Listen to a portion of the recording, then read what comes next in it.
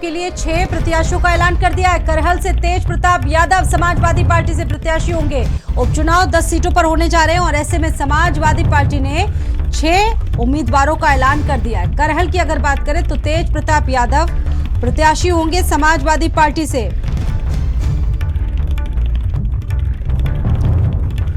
उत्तर प्रदेश में बहुत जल्द 10 सीटों पर उपचुनाव होने जा रहे हैं और ऐसे में समाजवादी पार्टी लगातार आगे की रणनीति पर काम कर रही है। उपचुनाव के लिए 6 प्रत्याशियों का ऐलान कर दिया गया और तेज प्रताप यादव को करहल से समाजवादी पार्टी चुनाव लड़ाने की तैयारी में 6 प्रत्याशी घोषित कर दिए गए हैं। बड़ी अपडेट है। लोकसभा चुनाव में भी समाजवादी पार्टी ने शानदार प्रदर्शन किया और आज आपको बता दें कि यहाँ पर सीसामऊ से नसीम सोलंकी को प्रत्याशी घोषित किया है। बड़ी अपडेट है। समाजवादी पार्टी से वो कौन से नाम है जो लोग सोच रहे थे जिनको समाजवादी पार्टी टिकट देने जा रही है। सीसामऊ से भी जो ऐलान है वो हो चुका है नसीम सोलंकी का। सबसे पहले भारत समाचार आपको ये जो बड़ी अपडेट है वो बता रहा है। समाजवादी पार्टी ने जहाँ 6 प्रत्याशियों का ऐलान कर दिया है। फूलपुर में ऐलान कर दिया है मुस्तफा सिद्दीकी को, मिल्कीपुर में अजीत प्रसाद को उतारा जाएगा। तो देखिए इसमें लिखा भी गया है कि होगा पीडीए के नाम, एकजुट मतदान, यूपी विधानसभा उपचुनाव और प्रत्याशी कौन कौन होंगे। कटहरी से श्रीमती शोभावती वर्मा का नाम सामने आ चुका है। तो ये 6 जो ऐलान है बड़े समाजवादी पार्टी में उपचुनाव को लेकर ये हो रहा है, क्योंकि आपको बता दें कि रणनीतियां काफी दिनों पहले से ही बन गई थी, लेकिन आज ऐलान भी सामने आ चुका है। वीरेंद्र सिंह जी इस वक्त मेरे साथ जुड़ चुके हैं फोन लाइन पर। वीरेंद्र सिंह जी, इंतजार हो रहा था क्योंकि किसी भी वक्त ऐलान हो सकता था चुनाव का। आज समाजवादी पार्टी के 6 नाम सामने आ चुके हैं। सीसामऊ सबसे बहुत ज्यादा जो चर्चित सीट थी वहां से भी प्रत्याशी हो चुके हैं, साथ साथ और 5 सीटों पर। इसको किस तरीके से देखा जाए? देखिए, उत्तर प्रदेश में 10 विधानसभा सीटों पर उपचुनाव होना है, लेकिन 6 सीटों पर अभी समाजवादी पार्टी ने प्रत्याशी घोषित कर दिए हैं। इससे यह साफ है कि समाजवादी पार्टी उत्तर प्रदेश में कांग्रेस के साथ कोई गठबंधन नहीं करेगी और वो 10 सीटों पर उम्मीद ये की जा रही है कि अकेले चुनाव लड़ने जा रही है। इरफान सोलंकी जो कानपुर से विधायक हैं, जेल में बंद थे, उनकी पत्नी को टिकट दिया गया है। नसीम सोलंकी को सीसामऊ से उनकी सीट पर, मिल्कीपुर से जो अवधेश प्रसाद सांसद बन गए हैं अयोध्या से, उनके बेटे को अजीत प्रसाद को टिकट दिया है। तेज प्रताप यादव जो पहले मैनपुरी से सांसद रहे हैं, अखिलेश के परिवार से हैं और अखिलेश ने जो अपनी सीट छोड़ी है विधानसभा की, मैनपुरी की करहल सीट, उस करहल सीट से अब तेज प्रताप यादव को प्रत्याशी बनाया गया है।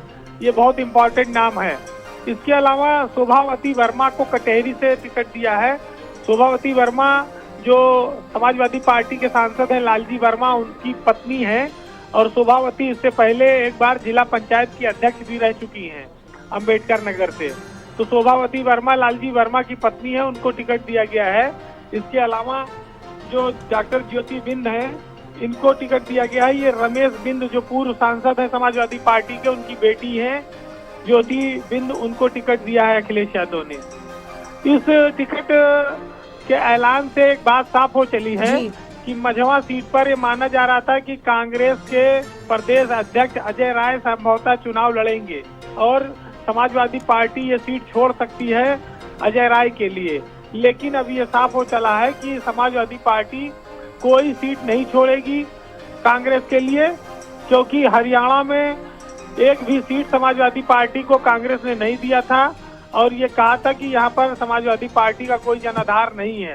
अब सेम स्थिति उत्तर प्रदेश में समाजवादी पार्टी की ओर से दिखाई पड़ रही है और ये साफ है कि ये जो 6 सीटें घोषित हुई हैं, इसके बाद अभी समाजवादी पार्टी 4 सीटें और बची हैं, उन पर टिकट घोषित करेगी। लेकिन ये एक बड़ा निर्णय है और हरियाणा चुनाव में कांग्रेस की हार के बाद इंडिया गठबंधन के सहयोगी हैं अखिलेश यादव, उन्होंने ये निर्णय लिया है।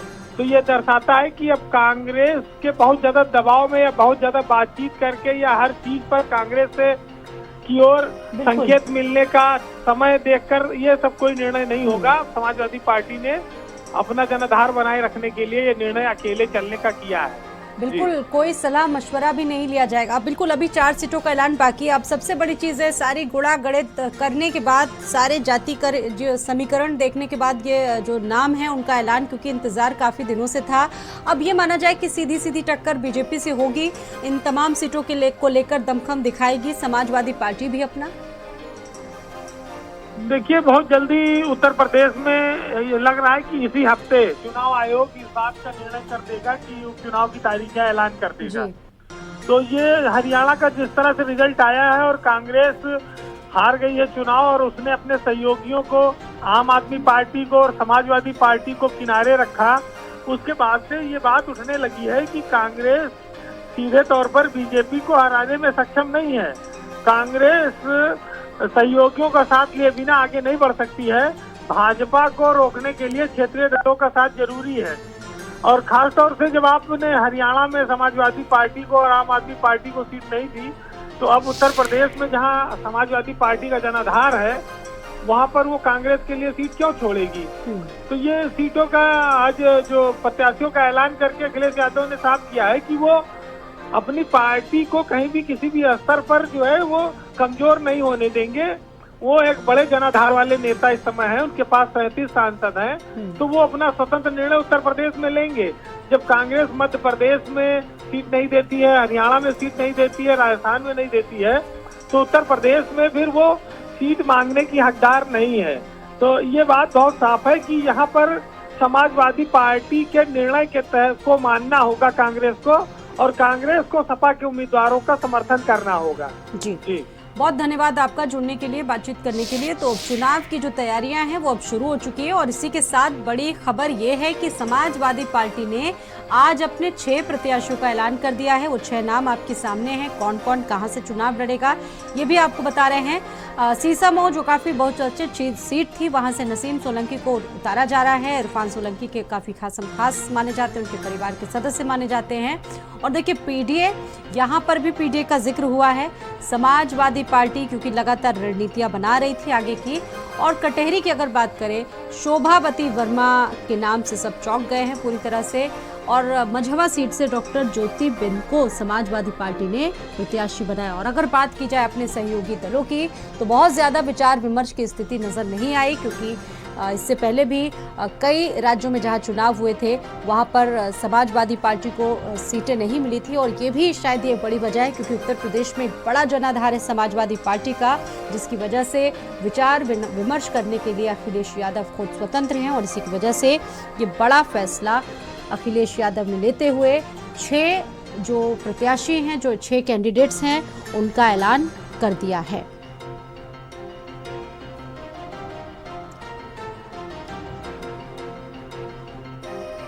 तो बड़ी खबर है इस वक्त की, समाजवादी पार्टी ने उत्तर प्रदेश उपचुनाव जो होने जा रहे हैं उसके लिए 6 प्रत्याशियों को घोषित कर दिया है। करहल सीट से तेज प्रताप यादव को टिकट दिया गया है। करहल से तेज प्रताप यादव को टिकट मिला है। सीसामऊ से श्रीमती नसीम सोलंकी को टिकट मिला है और फूलपुर से मुस्तफा सिद्दीकी को टिकट दिया गया है। मिल्कीपुर से अजीत प्रसाद और कटेरी से शोभावती वर्मा को समाजवादी पार्टी ने टिकट दिया है। मझवा से डॉक्टर ज्योति बिंद को समाजवादी पार्टी ने टक्कर दिया। और अब देखिए जो आमना सामना होगा, सीधी टक्कर जो होगी वो बीजेपी से होगी, क्योंकि बीजेपी भी अब किसी भी वक्त अपने उम्मीदवारों का ऐलान कर सकती है।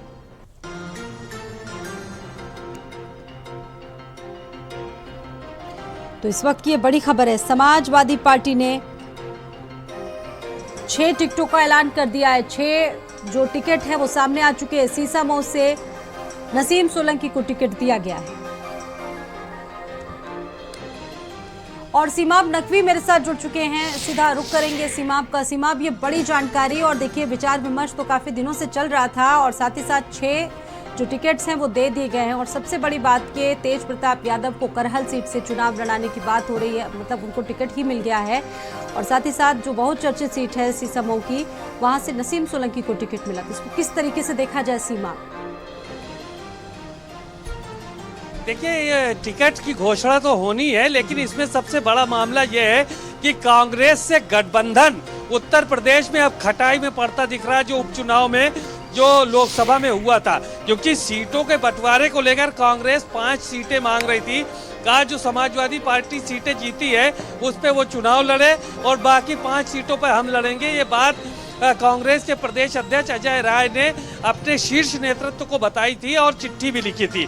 लेकिन आज समाजवादी पार्टी ने जब हरियाणा का रिजल्ट आया है और कांग्रेस को वहां शिकस्त हासिल हुई है, उसके बाद आज समाजवादी पार्टी ने 6 सीटों पर टिकट घोषित कर दिए और जिनके नामों की चर्चा पहले से थी। आप ये देखिए कि करहल से तेज प्रताप यादव, जो अखिलेश यादव ने सीट का छोड़ी है, वहां से तेज प्रताप यादव अखिलेश यादव के सीट छोड़ने से पहले से तैयारी कर रहे थे और आज उनके नाम की औपचारिक घोषणा कर दी गई। सीसामऊ सीट यानी इरफान सोलंकी की सीट है, वहां से नसीम सोलंकी इरफान सोलंकी की वाइफ है, इनको जो है वो टिकट दिया गया है और अब वहां से वो चुनाव लड़ेंगी। और इस बात को सारे समाजवादी पार्टी के कार्यकर्ता और नेता कह रहे थे, अगर इरफान सोलंकी की वाइफ को टिकट गया तो वही चुनाव जीतेंगे और मेहनत उनके जो है वो साथ ज़्यादा लोग मिलकर करेंगे, क्योंकि इरफान सोलंकी के साथ समाजवादी पार्टी कार्यकर्ताओं की सहानुभूति भी है। तो उनके लिए रास्ता साफ हो गया और आज वो अब चुनाव लड़ेंगी। तीसरा, फूलपुर से मुस्तफ़ा सिद्दीकी को समाजवादी पार्टी ने प्रत्याशी बनाया है। ये भी समाजवादी पार्टी के पुराने नेता हैं और इनका ठीक ठाक वहाँ पर महत्व है, तो इनको टिकट दिया गया है। मिल्कीपुर से अजीत प्रसाद, सभी लोग जानते हैं कि अवधेश प्रसाद वहाँ से विधायक हुआ करते थे मिल्कीपुर से और अब वो सांसद हैं। वो अवधेश प्रसाद के बेटे हैं अजीत प्रसाद, इनको टिकट वहाँ से दिया गया है। इसके अलावा जो है वो और भी टिकट लोगों को दिए गए हैं, जिसमें से शोभावती वर्मा है कटेहरी से। ये लालजी वर्मा की वाइफ है, बेटी का नाम पहले चल रहा था लेकिन लालजी वर्मा की वाइफ को टिकट वहां पर दिया गया है।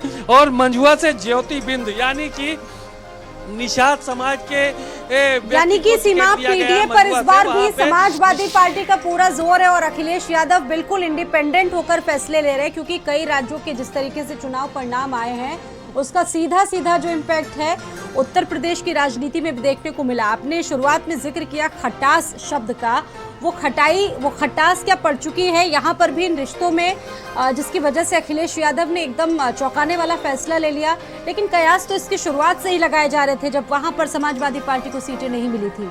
सीमा, देखिए, कांग्रेस पार्टी और समाजवादी पार्टी का 2024 में जो गठबंधन हुआ था, वो गठबंधन बेहद मजबूरी का भी गठबंधन कह सकते हैं कि मजबूरी में दोनों दलों को गठबंधन करना पड़ा। अखिलेश यादव की हवा थी 2024 के चुनाव में, भारतीय जनता पार्टी से वो चुनाव लड़ रहे थे और राहुल गांधी भी मेहनत कर रहे थे मुस्लिम वोटों का बंटवारा ना हो, इसलिए जो है वो दोनों को एक मंच पे आना पड़ा। और कांग्रेस पार्टी को 6 सीटें हासिल हुई उत्तर प्रदेश में लोकसभा में, जबकि 37 सीटों पर समाजवादी पार्टी ने कब्जा जमाया। तो ये मजबूरी का गठबंधन। उसके बाद हरियाणा में सीट मांगते रहे, सीट नहीं दिया। अखिलेश यादव ने बाद में ऐलान कर दिया कि भाई हम वहाँ नहीं लड़ेंगे। जम्मू कश्मीर में कोई गठबंधन नहीं हो पाया। अब समाजवादी पार्टी उत्तर प्रदेश में कांग्रेस को उसी हिसाब से सीटें देना चाहती है जिस हिसाब से कांग्रेस का यहाँ पर जनाधार है और जिस हिसाब से कांग्रेस यहाँ पर चुनाव लड़ती रही है। तो कुल मिलाकर अब 6 सीटों पे प्रत्याशी उतार दिए हैं, अभी 4 सीटें हालांकि बाकी हैं। 4 सीटों पे क्या होता है, क्या फैसला लिया जाता है, बातचीत बनती है। तो कांग्रेस पार्टी कितनी सीटों पर जो है वो एग्री करती है, कितनी सीटों पर राजी होती है, इन सब चीजों पर फैसला अभी होना बाकी है। शुरुआती झटके तो समाजवादी पार्टी ने कांग्रेस को अभी से देने शुरू कर दिए हैं। हरियाणा विधानसभा चुनाव में हारी और ये तब से लगी रहा था कि इस तरह की नौबत आ सकती है। और फिलहाल बगैर किसी बातचीत के ये जो फाइनल चीजें हैं, जो प्रत्याशी हैं वो आ चुके हैं नाम। लेकिन आपने जिक्र किया कि 4 प्रत्याशियों को नाम अभी आना बाकी है, शायद कुछ बात बन जाए वहां आगे। सीमा,